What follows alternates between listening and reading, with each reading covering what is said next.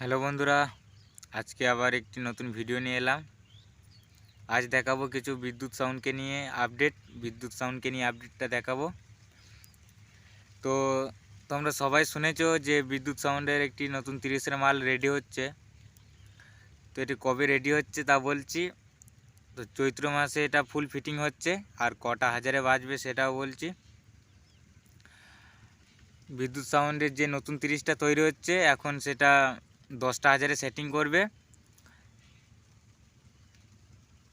নতুন unique design নিয়ে আসছে। আর এখন যে বিদ্যুৎ সাউন্ডের এখন সবাই দেখেছো, এই 30টা এখন স্ক্রিনে দেখতে পাচ্ছ, এই 30টা এখন মার্কেটে চলছে।